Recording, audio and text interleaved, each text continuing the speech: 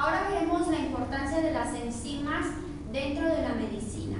Gracias a muchas enzimas que se encuentran dentro de nuestro organismo, estas se pueden medir y entonces cuando se mide la cantidad de la enzima que está liberada en nuestro cuerpo, nosotros podemos conocer los daños que se están ocasionando en los distintos órganos donde se encuentran estas enzimas. Esta es una reacción conocida como complejo enzima-sustrato, es decir, se coloca un sustrato en el cual va a ser específico para esta enzima y entonces así es como se va a dar la reacción del complejo enzima-sustrato y nosotros vamos a poder determinar la cantidad de enzima que tiene nuestro cuerpo y así valorar el daño que se ha llevado a cabo dentro de nuestro órgano. Ahora bien, si no hay un daño, entonces no hay presencia de esta enzima en condiciones elevadas. Este es un ejemplo de cómo se miden dentro de nuestro organismo las enzimas de la GPT y la GTO, que van a ser enzimas, ¿sí? Estas son sus siglas en inglés, entonces aquí se manejan como GPT y TGO, que van a ser las enzimas que vamos a medir. Estas enzimas se encuentran no solamente en el hígado, pero sí la mayoría de estas se encuentran en este órgano, pero también son enzimas que se pueden encontrar en el músculo, en el corazón y en el cerebro. Pero mayormente estas enzimas van a predominar en el hígado, por eso es que van a servir para el diagnóstico de una hepatitis viral. Entonces, cuando nuestro médico sospecha de un daño en nuestro hígado, inmediatamente va a mandar pedir estas dos enzimas para valorar el daño que ha sufrido nuestro hígado. Ahora bien, la GPT, que va a ser la glutamato piruvato aminotransferasa, que es una enzima que habíamos visto ya anteriormente, pero por su nombre tan largo solamente se utilizan las siglas de GPT, ¿sí? Lo mismo va a pasar para la glutamato oxaloacetato aminotransferasa, que también va a ser una enzima con un nombre muy grande, entonces solamente se utilizan las siglas de GOT. Entonces, estas enzimas regularmente deben de tener valores en nuestro organismo en pacientes sanos de 0.7 a 0.8 unidades internacionales. Pero cuando hay un daño en nuestro hígado, nosotros podemos encontrar que en los pacientes enfermos vamos a poder tener una liberación enzimática de ambas en una relación de 1.6 en adelante, según el daño que haya sufrido nuestro hígado. ¿Cuándo nuestro hígado va a tener problemas o va a tener una hepatitis viral? Bueno, pues por la presencia de hepatitis, que vamos a hacer la hepatitis A, B, C o D, que van a ser los virus que van a poder ocasionarnos un daño en nuestro hígado. En pacientes, por ejemplo, que sean alcohólicos y que vayan a provocar una cirrosis, también ahí es cuando nosotros podemos medir estas enzimas para valorar el daño que hay en este órgano. Ahora veremos una prueba enzimática, pero para un ataque cardíaco. Cuando se da un ataque al miocardio, nosotros vamos a ver que días después se van a elevar ciertas enzimas. Estas enzimas son la CKMB, la TGO y la lactato deshidrogenasa.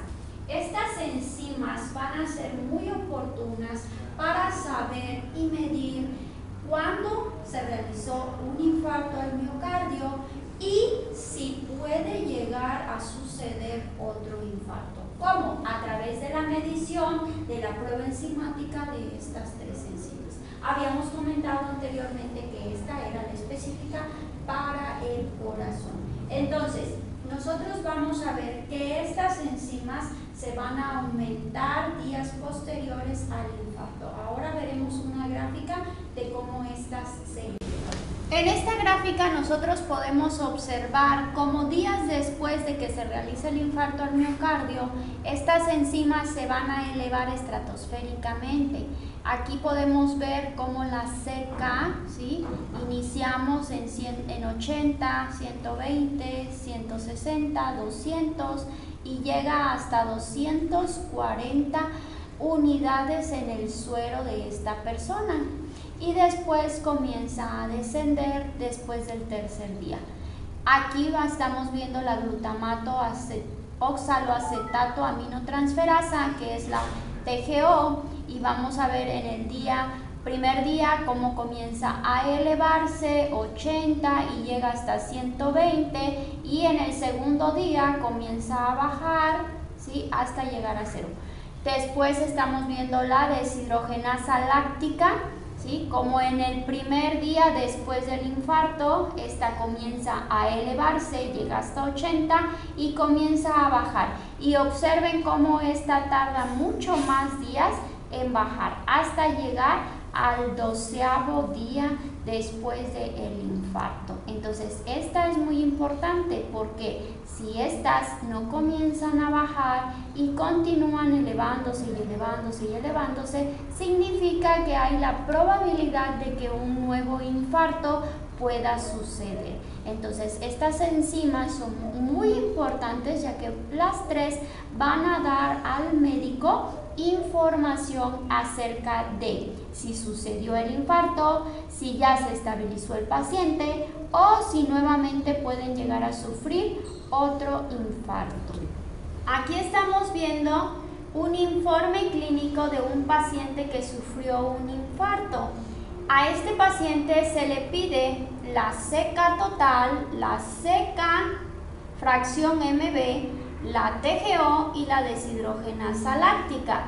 A esto se le conoce como el perfil cardíaco, que es la medición de las 4 enzimas totales. Entonces, recuerden que habíamos dicho que la CK iba a encontrarse en el músculo. Entonces, el corazón es un músculo. Por eso es importante medir la CK total, es decir, la que tengo en el esqueleto y la que tengo en el corazón. ¿Por qué? Porque van de la mano ambas. Entonces, si esta se eleva, esta también se eleva. Aunque recuerden que esta es la proveniente del músculo esquelético y esta es la proveniente específicamente del corazón. Entonces, ahora vemos. En el día 1 estamos viendo que la CK total es de 55 y la MB está negativa. La TGO es de 19 y la deshidrogenasa láctica es de 88. Estos son los valores normales para un paciente. ¿Qué pasó?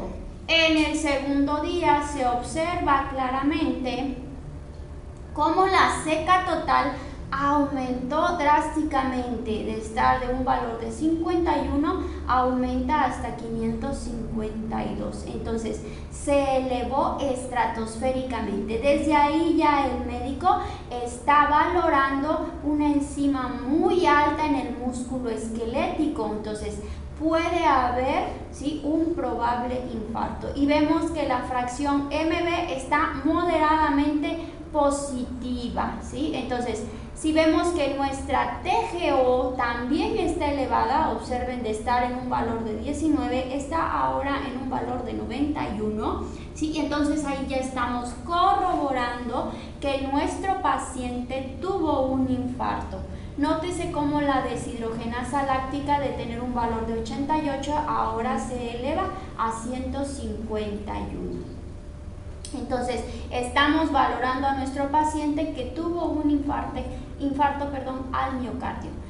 En el tercer día ubicamos que la CK, ¿sí?, está ligeramente baja, ya se está recuperando, que la fracción MB está débilmente positiva. Esto significa que todavía no está estable mi paciente, que todavía puede haber un infarto nuevamente, y nuestra TGO de 117 está diciendo que está baja y que hay una probable recuperación. Obsérvese cómo la deshidrogenasa láctica todavía está muy elevada. Ubiquen cómo la deshidrogenasa láctica en el tercer día está mucho más alta. Esto significa ya entonces que nuestro paciente está en la previa recuperación, es decir, las enzimas están haciendo su trabajo y están recuperándose poco a poco del infarto que sucedió.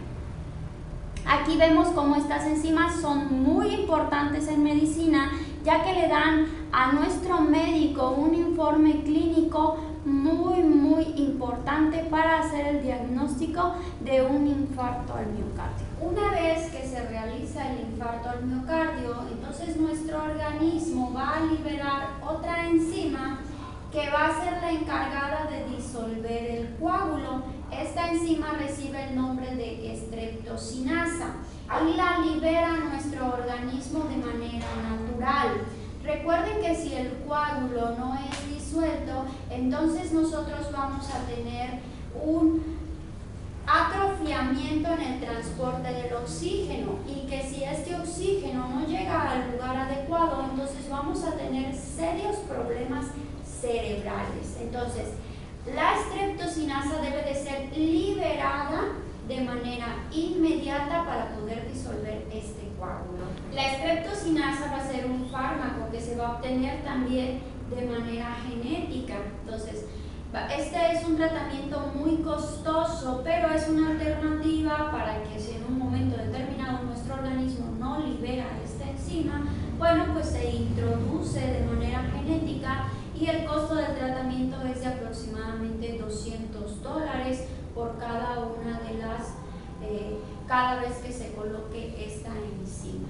Entonces, nuestro organismo tiene la capacidad de liberar esta enzima, pero también podemos ayudar con algunos otros fármacos que van a ser anticoagulantes y que pueden impedir que estos coágulos se formen. Entonces, prácticamente todos los pacientes que sufren un infarto al miocardio tienen que tomar estos anticoagulantes de por vida para evitar y disminuir los riesgos de un nuevo infarto. Uno de los fármacos más utilizados es el anticoagulante conocido con el nombre de warfarina. Ahora veremos cómo las hormonas y los neurotransmisores van a enviar muchas respuestas a las señales que van a ser, a una amplia gama de señales que van a existir. En este ejemplo, en el ejemplo A, podemos nosotros observar cómo las células productoras de hormonas, van a liberar cantidades de estas que van a enviar al torrente sanguíneo. Observen, este es un tubo capilar, en la cual van a viajar todas estas hormonas para poder llegar a un receptor o bien la célula blanco. Entonces nosotros podemos ver cómo la hormona va a viajar desde la glándula endocrina, que la va a sintetizar, llega al torrente sanguíneo para poder llegar a su célula blanco, es decir, para poder llevar el mensaje que se está enviando a una respuesta. En el ejemplo B, nosotros podemos ver cómo los neurotransmisores van a viajar desde una neurona, a otra neurona a través de la sinapsis que va a existir entre ellas para poder llevar el mensaje a la respuesta o a una señal. Entonces, hablando nuevamente de nuestras moléculas hormonales, podemos aquí nosotros ubicar el ejemplo de la insulina, que va a ser una hormona que va a ser liberada al torrente sanguíneo una vez que se eleven las cantidades de glucosa. ¿Sale? Entonces aquí podemos ver un ejemplo de cómo estas hormonas llevan un mensaje para regular y realizar la síntesis de algunos compuestos. En el ejemplo de los neurotransmisores, también nosotros vamos a ver que estos van a sintetizar células nerviosas y que estas van a enviar el mensaje a otra célula nerviosa para ejercer su acción.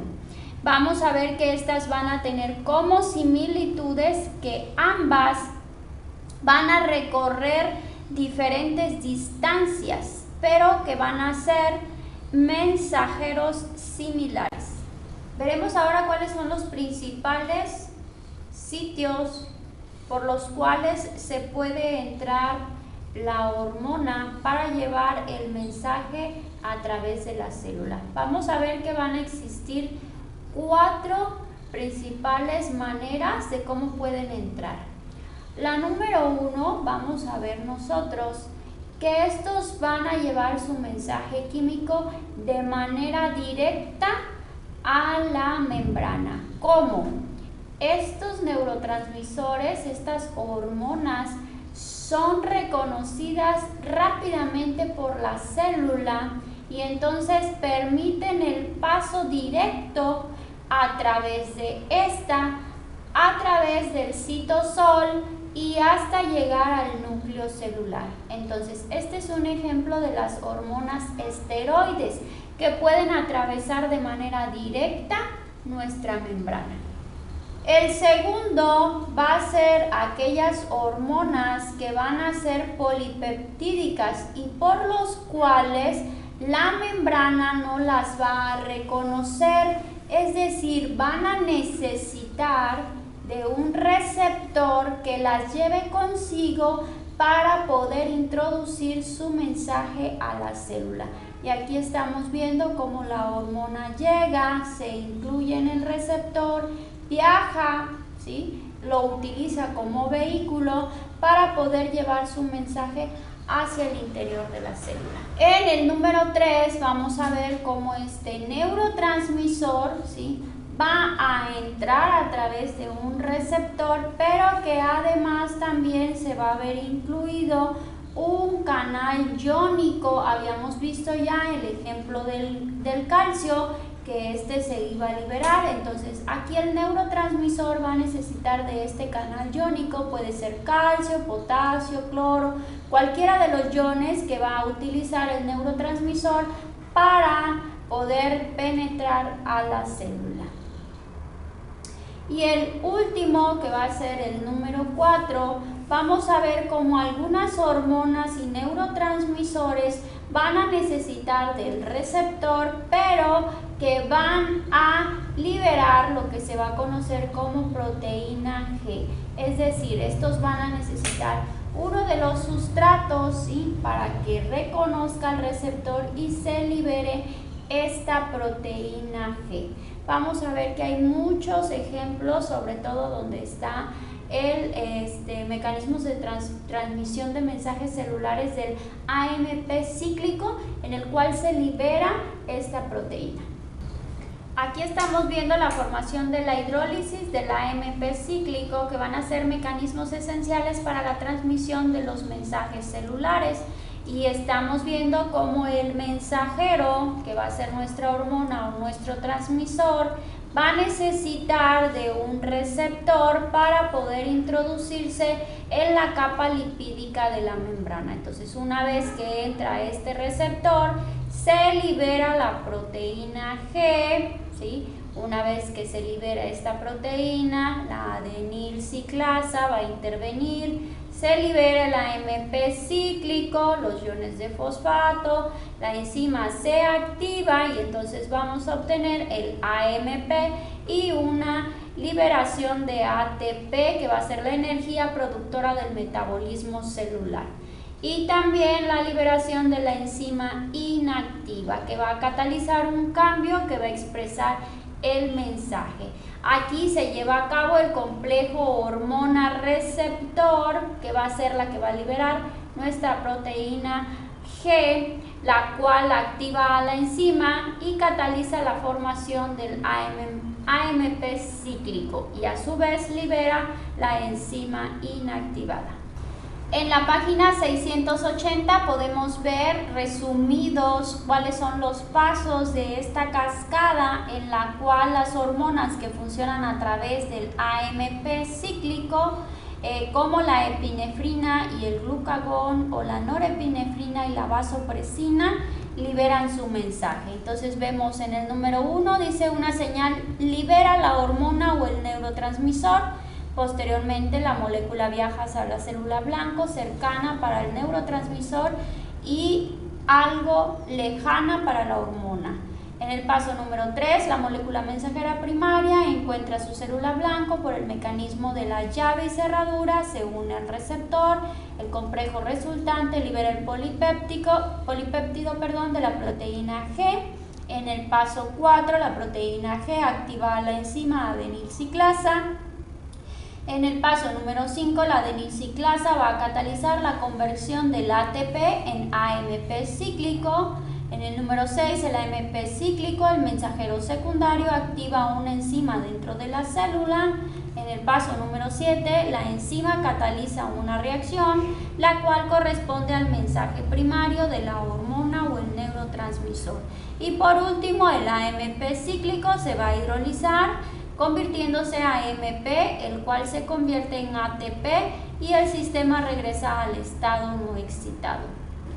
En la tabla 24.2 de la página 682 podemos ubicar las principales glándulas endocrinas que van a ser secretadas y algunos neurotransmisores. También en esta tabla se explica la glándula de la que proviene, el nombre de la hormona y la función principal de cada una de estas dentro de nuestro organismo. Aquí vamos a ver a grandes rasgos que vamos a tener ¿cuáles son las funciones importantes de estas hormonas y de los neurotransmisores? En especial la insulina, el glucagón, la epinefrina, que van a ser algunas de las hormonas que van a ser sintetizadas por los mecanismos que habíamos visto anteriormente, en la cual se necesitaba de uno de los receptores para poder introducirse a la membrana. Vamos a ver también que los estrógenos, la progesterona,